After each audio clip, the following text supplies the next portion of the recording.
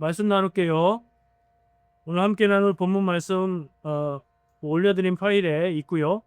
그거 보시는 게 제일 편할 것 같아요. 민수기 22장 28절부터 31절까지 말씀입니다. 우리 함께 봉독하겠습니다. 여호와께서 나귀 입을 여시니 발람에게 이르되 내가 당신에게 무엇을 하였기에 나를 이같이 세 번 때리느냐. 발람이 나귀에게 말하되 네가 나를 거역하기 때문이니 내 손에 칼이 있었다면 너를 죽였으리라. 나귀가 발람에게 이르되 나는 당신이 오늘까지 당신의 일생 동안 탄 나귀가 아니냐.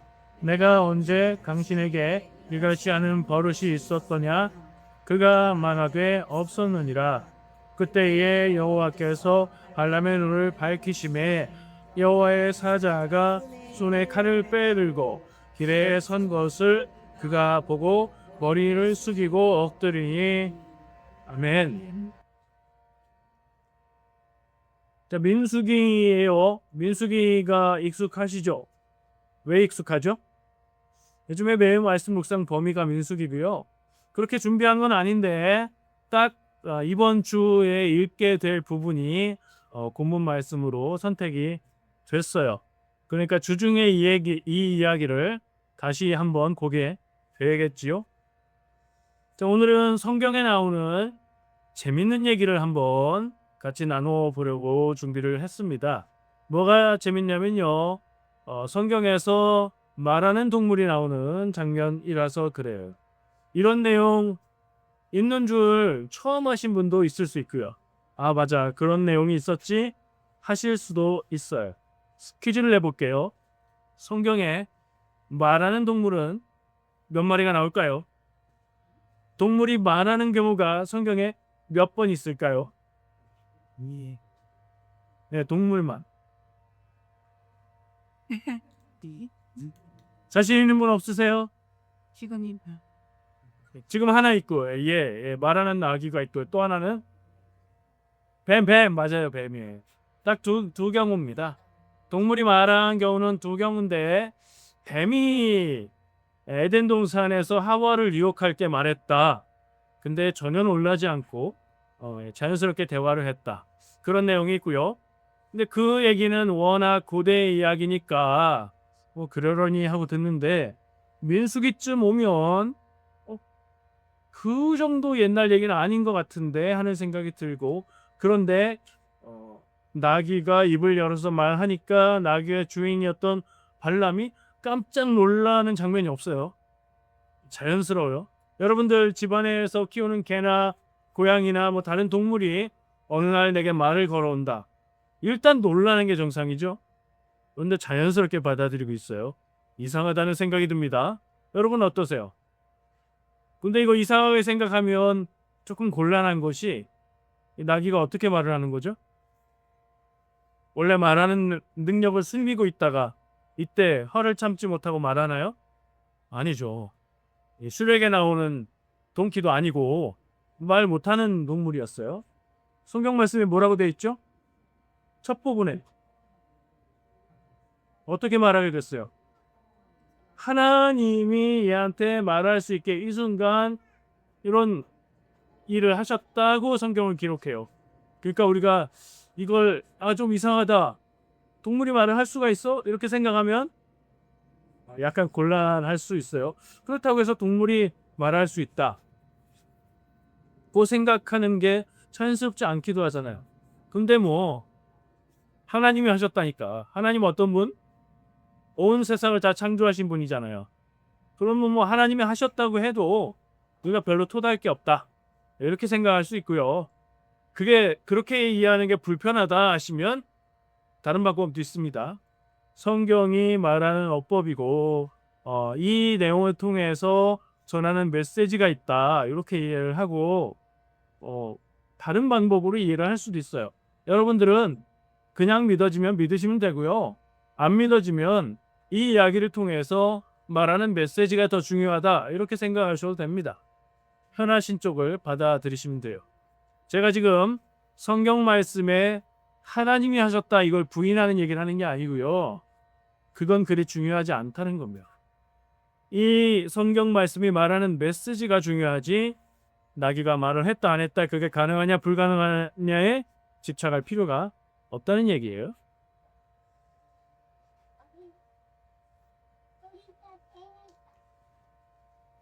우리가 살면서 이런 생각을 한번 해볼 수 있어요. 능력이 있는데 할 수 있는데 다 하고 살면 되나요? 예를 들어 볼게요. 도둑질할 능력이 있죠, 우리는. 도둑질할 마음이 없을 뿐이죠. 거짓말할 능력은 있습니까? 사람이 하루에 여러 번 거짓말을 한다는 조사가 있기도 해요. 마귀의 거짓말은 아닐지라도 그렇대요. 온갖 범죄를 행할 능력이 있어요, 없어요? 능력은 없어요? 훌륭하십니다. 능력은 다 있어요. 사람마다 거의 비슷한 능력을 갖고 있어요. 근데 해요, 안 해요? 안 하죠. 할 마음이 없어서이기도 하고 할 필요가 없어서이기도 하고 더 중요한 것은 내가 누구이기 때문에 난 하나님의 자녀이기 때문에 정직하게 살고 거짓말하지 않고 도둑질하지 않고 죄 저지르지 않고 남에게 해를 끼치지 않고 살려고 하는 거죠. 능력이 있다고 다 하는 건 아니에요. 무슨 얘기냐면 하나님이 나귀의 입을 열어서 말하게 하실 수 있는 능력은 당연히 있겠죠. 그게 필요하고 그게 하나님의 뜻이라면 그렇게 하셨을 거예요. 근데 능력이 있으시지만 그게 필요하지 않고 그게 하나님의 뜻이 아니면 안 하셨을 거예요. 그러니까 우리가 이 말씀을 읽을 때 그 정도로 쉽게 생각하고 넘어가도 된다는 얘기예요. 거기에서 걸릴 필요가 없다는 얘기를 말씀드립니다. 중요한 것은 이 장면에서 나귀가 갑자기 사람의 말을 하기 시작하는데 무슨 말을 했느냐 아니겠습니까? 갑자기 나귀가 말을 했다라고 기록하는 건 그 말하는 내용이 중요한 거죠. 말을 했다 안 했다에 집착은 마시기 바라고요. 그 말에 전하는 메시지가 무엇인가? 이걸 오늘 함께 나누면 좋을 것 같아요. 말이라는 게 본질적인 의미가 뭐예요? 메시지잖아요. 우리가 하는 말도 다 누군가에게 어떤 내용을 전하기 위해서 하는 말이잖아요. 메시지에 집중하자는 말씀을 드리고요. 자, 내용은 이래요. 내용을 좀 설명드리면 발람이라는 사람이 나귀를 타고 어딘가를 가는 내용이에요. 근데 나귀가 길을 똑바로 가지 않고 자꾸 길 옆으로 나가요. 그러다가 길 옆에 있는 밭으로 막 들어가요. 그래서 주인인 발람이 나귀를 때립니다. 그리고 또 타고 가는데 이제 양쪽이 좁은 길을 길폭이 좁은데 양쪽이 담으로 되어 있는 골목인가요? 그런 데를 가는데 나귀가 또 자꾸 옆으로 가는 거예요. 어느 정도냐면 그 나귀를 탄 주인의 다리가 담에 끼일 정도로 붙어서 막 가는 거예요. 화가 났겠죠? 또 막 때립니다. 또 가는데 나귀가 이제는 아예 움직이질 못하고 그 자리에 서 있어요. 주인이 또 때려요. 3번 때렸죠? 그때 나귀가 입을 열어서 왜 나를 이렇게 3번이나 때립니까? 라고 말했어요.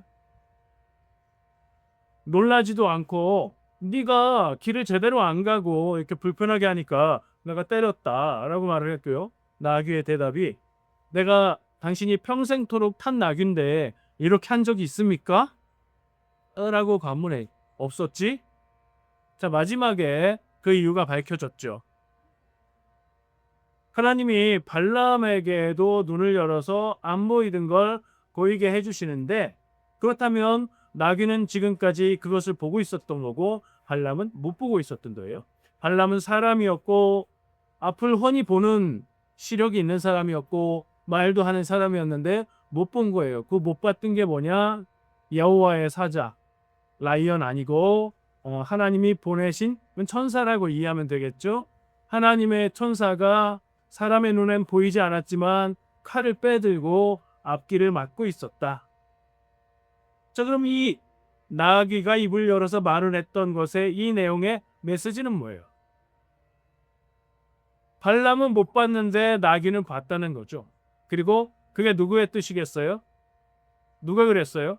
여호와의 사자죠. 사자는 보냄받은 부하예요. 신하예요. 그럼 그게 누구의 뜻이에요? 하나님의 뜻이에요. 여호와의 뜻이에요. 하나님의 뜻이 그 길을 가지 못하게 막는데 나귀는 그걸 보고 사람은 그걸 못 봤다는 거예요. 이게 중요한 거죠. 살짝 한번 적용해 볼까요? 나도 사람이잖아요. 여러분들 스스로 나도 사람인데 내가 미래의 일도 알지 못하고 하나님의 뜻과 계획도 알지 못하고 내가 가야 된다고 생각하는 길을 고집부리며 가려고 할 때는 없었나? 이렇게 적용해 보면 이게 신기하고 재밌는 옛날 얘기, 남 얘기가 아니라 내 얘기로 다가오게 될 수 있을 겁니다. 성경에 왜 말하는 나귀가 나오는가라는 질문은 재미있는 이야기를 넘어서 하나님께서 일상을 통해서 주변의 일들을 통해서 우리에게 말씀하실 때 나는 그 말을 듣는가 하는 질문으로 바꿔 생각할 수 있는 것 같아요. 여러분 마음속에서 막 적용이 일어나십니까? 그때 그 일이 막 떠오르십니까? 우린 정확하게 앞일을 모르고 하나님의 뜻과 계획을 잘 모르니까 나 나름대로는 타당성이 있고 당연히 이렇게 해야 된다고 생각해서 그 길을 가려고 하는 거예요. 조금 더 알아봐야 될 성경 내용이 있는데 이 발람이라는 사람이 어떤 사람이고 어디로 가려는 길이었나 알고 계십니까? 유명한 사람이거든요. 성경에 여러 번 언급이 돼요. 발람은 이스라엘 사람이 아니었고요. 외국인이었어요. 발람이 어디로 가고 있느냐? 발락이라고 하는 형제인가? 전혀 아니고요. 관계없는 사람이에요. 발락이라고 하는 모압의 왕이 발람을 초청했어요. 발람은 뭐 하는 사람이냐면 주술사예요. 종교적인 어떤 것들을 하는 사람이라고 할 수 있겠죠. 이 주술사를 발락이라는 왕이 초청해서 이스라엘 백성을 저주해 달라라고 청탁을 했어요. 이스라엘이 여기서 나오네요. 자, 민수기였잖아요. 성경 내용으로 한번 돌아가면 이스라엘 백성이 광야 생활을 하다가 이제 가나안 땅으로 들어갈 상황에서 가나안 땅 앞에 진을 치고 있는 거예요. 그게 가나안 땅 앞이면서 동시에 모압의 앞인 거래요. 모압의 왕은 많은 인구가 우리 땅 앞에 진을 치고 있고 그리고 정보에 의하면 이 이스라엘이 아모리 족속을 다른 근처에 있는 다른 민족, 다른 나라인데 그 아모리 사람들과 전쟁을 해서 싹 다 죽이고 왔다. 그 땅을 다 빼앗았다. 이렇게 정보가 입수됐어요. 그러면 모압이라는 민족을 다스리는 왕으로서 뭘 해야 돼요? 준비해야죠. 방어해야죠. 저 사람들이 우리한테 와요. 우리를 치려고 하면 안 될 일이잖아요. 근데 생각해 볼 때 이 모압에 비해서 아모리는 훨씬 더 강력한 민족이었습니다. 아모리 역시 그 땅을 전쟁으로 차지한 그런 강한 민족이에요. 근데 이스라엘한테 그렇게 전멸했단 말이에요. 아무리 생각해봐도 우리 땅 앞에 진치고 있는 저 이스라엘을 저들이 우리를 침략하면 우린 강할 수가 없다. 우리 군사력으로는 버틸 수가 없다. 이렇게 판단한 거예요. 그래서 그 지역에서 가장 유명한 잠깐만요. 조금 지나가면 많이 지나가죠. 그냥 할게. 그 지역에서 가장 유명한 발람이라는 주술사를 초빙해서 저 이스라엘을 저주해줘서 그 기대하는 효과는 뭐예요? 저들이 좀 약해지든가 저들이 망해버리든가 하도록 해달라. 여러분 이게 말이 되는 생각입니까? 대략 비유를 들어보면 우리 집안에 어려운 일이 있으니 굿해야지 굿. 우리 동네 용화한 무당 불러다가 굿해야지 이거하고 비슷한 거거든요. 그게 효과가 있을까요? 어떻게 생각하세요? 저는 전혀 없다고 생각해요. 발람을 데려다가 이스라엘을 저주하면 그의 능력이 하나님의 능력보다 더 커서 이스라엘이 망하게 될까요? 제 입장에서는 전혀 그럴 수가 없어요. 우습게 여겨지는 꼴이에요. 그런데 발락의 입장에서는 어땠을까요? 아까 말한 대로 전쟁에서는 도저히 어떻게 감당할 수가 없다고 판단돼요. 뭘 해야 될까요? 할 수 있는 찾고 고민하고 고민해서 주변에 물어볼 사람들한테 좀 물어보고 상담을 했더니 그러면 한 가지 방법이 있는데 그 유명한 발람을 초빙해서 그의 주술을 통해서 이 일을 하면 어떨까요? 하는 조언을 들은 거예요. 물에 빠져서 잡을 수 있는 게 지푸라기밖에 없었던 것 같아요. 그래서 발람을 초빙한 거예요. 발람은 그 초대를 받고 좋아했던 것 같아요. 왜죠?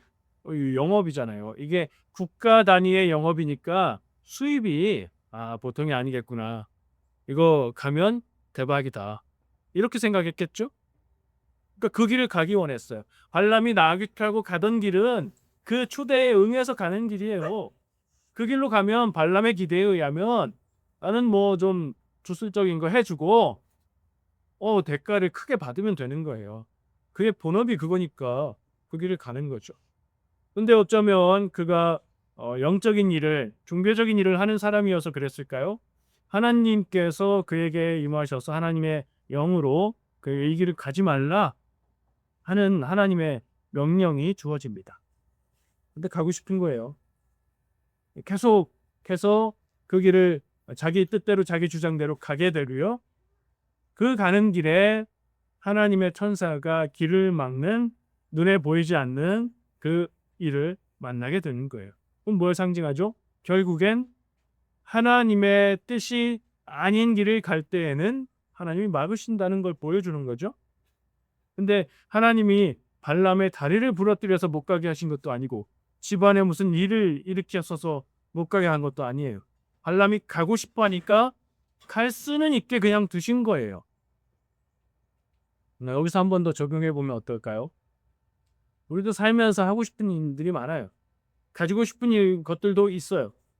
이건 좀 이렇게 됐으면 좋겠다 하는 것도 있고요. 이건 당연히 이렇게 해야지 다른 건 말도 안 돼. 이렇게 생각하는 일이 있을 수도 있어요.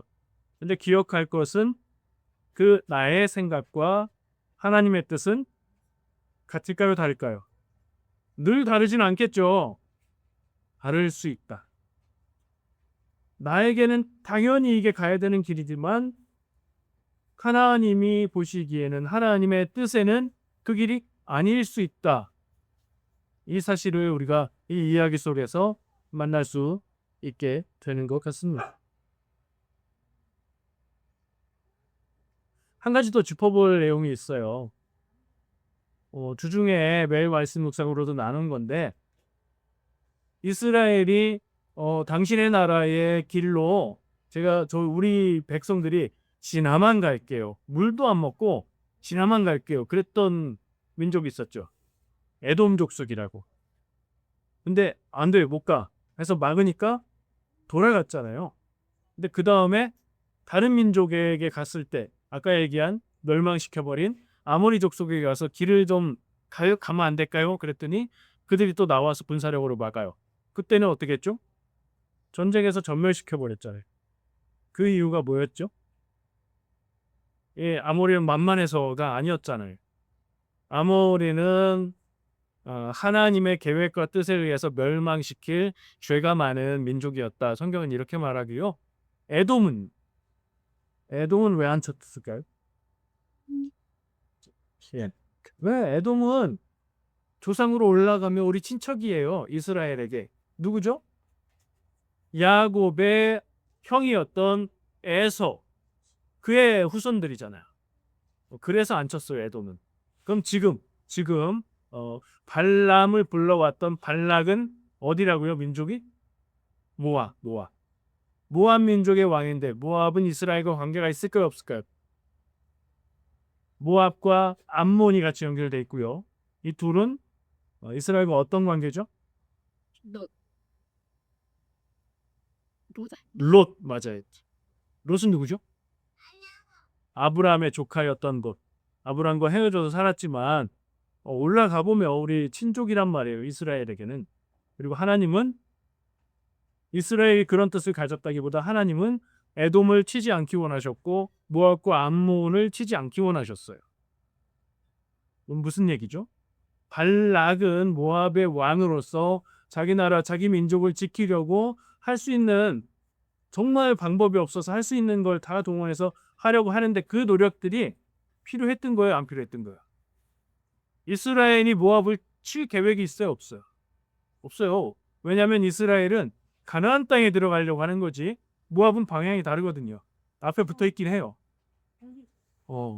전혀 계획이 없던 것을 두려워해서 엉뚱한 일을 하는데요.